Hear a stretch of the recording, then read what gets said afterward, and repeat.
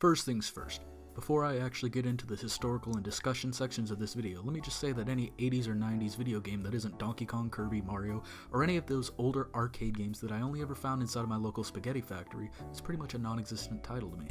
So now that the obligatory "this is my opinion, so please don't ask YouTube to delete my entire channel" disclaimer is out of the way, let's take a look at Jet Set Willy. Jet Set Willy, or Willy as I will be referring to it from now on, was published in 1984 by Developer Software Projects as a sequel to the 1993 game Manic Miner. Willy serves as the second game in what would have been the Miner Willy trilogy, with the final installment Miner Willy Meets the Taxman having never made production. I mean, with a name like that, can you really blame them though? Originally made for the ZX Spectrum console, a technological device which had a lifespan from April 1982 until 1992, Willy was written by software programmer Matthew Smith, the same author as the original Manic Miner and the subsequent game Jet Set Willy 2. Wait, hang on. Is that Rich Man? From Fiddler on the Roof? What the hell? The game boasts a whopping 61 areas the player must explore and overcome, each with their own brutal and odd enemies. Much of the game contains indiscernible creatures which, even if one pixel is touched, will send the player to the entry point on said room. This requires the player to learn both pixel-perfect accuracy and masterful timing. The sole objective of this game is to recover the scattered items littered throughout the mansion so that Willy can go to bed, since the party at his house last night was apparently filled with jerks that have no idea what it means to touch what isn't theirs. John, I can't believe.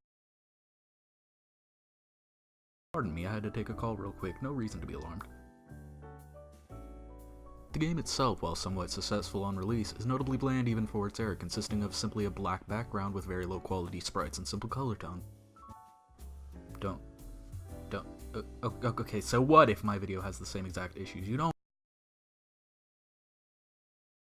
I apologize for the rude caller continually interrupting this video. I assure you it won't happen again. Hang on, I'm sorry, you gotta be kidding. Is that the Turkish March? Is that Mozart's The Turkish March? Who the hell made this game?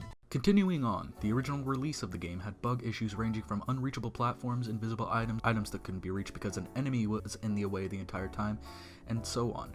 I could sit here for a while and tell you all about why it was flawed, but that would take far too long. Though the game had its obvious flaws, Willy has gained a loyal and devoted fanbase ever since the game's release, with its massive level design and demanding dedication and mastery being an enticing challenge for dedicated fans of the platforming genre. In summation, Jet Set Willy is a beloved and memorable member of the platforming genre, with many fans new and old that have come to respect the game not only in spite of its flaws, but because of them. The many areas of the game offer a pleasant sense of liberty in the way the player experiences the game, giving each playthrough the freedom to explore different patterns each time. Though it is likely many people outside of the dedicated video game community have ever heard of this game, I encourage anyone interested to explore this game for what it offers and the challenge that it brings to the play. Thanks all for watching, and have a great day.